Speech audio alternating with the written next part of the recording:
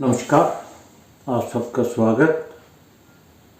विषय को आगे बढ़ाते हुए भारे भाव निवृत्त हेतु उपाय पत्नी शाप, जो हमने पीछे 3 पाठों में श्लोक पढ़े, 11 श्लोक थे उनके, जो हमने 3 भागों में पढ़े। आज उसके जो भारे शाप, पत्नी शाप है, उसकी निवृत्ति के लिए पराशर जी ने हमें जो श्लोक दिए हैं, आज हम उनका अध्ययन करेंगे। 2 श्लोक और 1 लाइन जो है तीसरे श्लोक की है। उसके बाद उन्होंने प्रेत शाप के बारे में चर्चा की है, जो इसके अगली लाइन है। तो हमने जो पूर्व जन्म के अंतर्गत आने वाले 7 शाप जो हैं कंप्लीट कर लिए। आज जो 7वां शाप है उसके निवारण हेतु उपाय हैं। उपाय सरल भी है, पढ़ने में सरल भी है, करने में मुश्किल भी है। जिसके पास समर्था हो उसको जरूर कर लेना चाहिए। ये अध्याय जो है पूर्व जन्म शाप का कंप्लीट होने के बाद एक पाठ लेंगे, जिसमें इन उपायों के अतिरिक्त हम कौन से ऐसा उपाय करें जिससे कोई भी शाप हो उसका निवारण हो सके। मेरा कहने का तात्पर्य यह है, जो मार्केट में टोटके या जंतर मंतर बेचते हैं उनसे परहेज कीजिएगा। और जो हमें हमारे ऋषि मुनियों ने, हमारे पूर्वजों ने, हमारे विद्वानों ने, हमारे ज्योतिषाचार्य ने अपने सारी उम्र के तजर्बे के हिसाब से जो हमें उपाय दिए हैं, हमें उन पर ही केंद्रित करना चाहिए। तो हमारे पराशर जी इन श्लोकों में क्या कहते हैं, अब हम इसकी चर्चा करेंगे। पहले श्लोक में उन्होंने लिखा है, शाप मुक्त्य च, शाप मुक्त्य च कन्यायाम सत्याम तद दान मचार्येत। वो कहते हैं शाप के से मुक्ति पाने के लिए अगर किसी जातक की कुंडली में, जो हमने 11 श्लोक पढ़े, उनमें से जो योग बताए गए हैं उनमें अगर कोई योग बनता है और ये पता चलता है कि ये भारे शाप है, पत्नी शाप है, तो उसे मुक्ति पाने के लिए कन्या का दान करना चाहिए। कन्या का दान, अगर किसी के कन्या नहीं है, पुत्री नहीं है, तो अपने ताए, चाचे, मामे, किसी की भी बेटी के शादी के समय उसका कन्या दान करें। अगर ऐसा भी नहीं पॉसिबल तो किसी गरीब परिवार के कन्या का दान करना चाहिए। कन्या भावेच, अगर ऐसा कन्यादान नहीं संभव है तो कहते हैं कन्या भावेच श्री विष्णु मूर्ति लक्ष्मी समन्विते। श्री विष्णु भगवान जी की मूर्ति किसके साथ हो? लक्ष्मी समन्विते।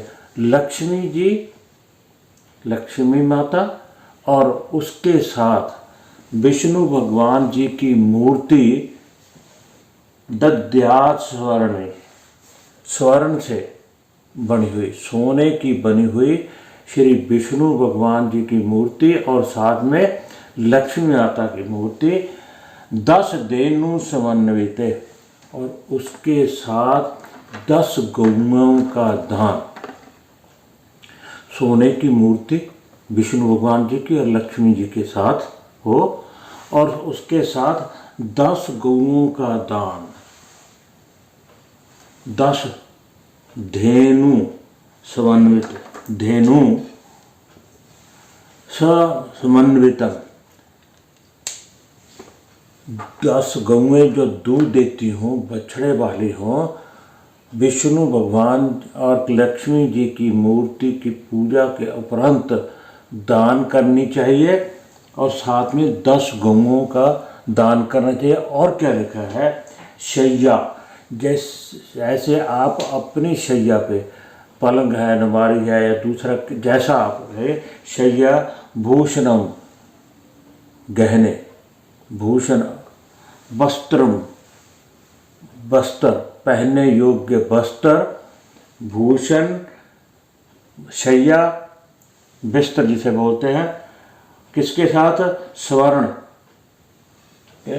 लक्ष्मी की, श्री विष्णु मूर्ति लक्ष्मी की समन्वितम, श्री विष्णु जी की मूर्ति लक्ष्मी जी के साथ, और किसके साथ, किसकी बनी है, स्वर्ण की बनी हो, विप्र,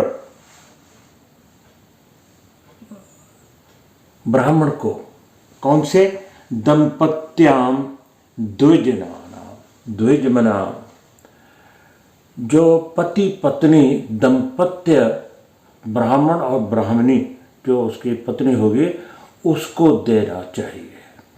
अगर आप कन्यादान करते हैं तो ये इस हिसाब से मुक्ति पाते हैं, अपनी नहीं, अपने किसी रिश्तेदार, बहन भाई, ताते चाचे मामे किसी की हो। अगर ऐसा ही पॉसिबल नहीं है तो किसी गरीब परिवार की कन्या का दान कीजिए। अगर बिल्कुल ही पॉसिबल नहीं है तो आप इस शाप से मुक्ति पाने के लिए विष्णु जी की मूर्ति लक्ष्मी जी के साथ स्वर्ण में बनी हुई किसी ब्राह्मण दंपत्य को दान करें और उसके साथ 10 गौओं का दान जो दूध देने वाली हो, और उसके साथ शैया, बिस्तर जिसे बोलते हैं, भूषण, गहने और वस्त्र आदि दान करें। अब बात आती है, ये एक लंबी चौड़ी लिस्ट बन गई, तो अगर तो समर्था है तो कीजिएगा, नहीं, क्योंकि एक गौ दूध देने वाली भी है आजकल 50-60 हज़ार से कम नहीं है, 5-6 लाख की तो गौएं हो गई। नहीं तो आप किसी की कन्यादान में कुछ राशि दीजिए गरीब की और कन्यादान कर दीजिए, अन्यथा इन मूर्ति मनवाकर और साथ में गौ और बिस्तर के कुछ पैसों का दान ब्राह्मण परिवार को दीजिए, यानी कि ब्राह्मण दंपत्ति को दीजिएगा। ऐसा करने से क्या होगा, ध्रुवम तस्य भवेत। अगर ऐसा आप करते हैं, पुत्रो भाग्य भृद्यश्च जायते, तो आपके परिवार में, आपके यहाँ पुत्र की जन्म होगा और भाग्य की, पुत्रो भाग्य वृद्धिश्च,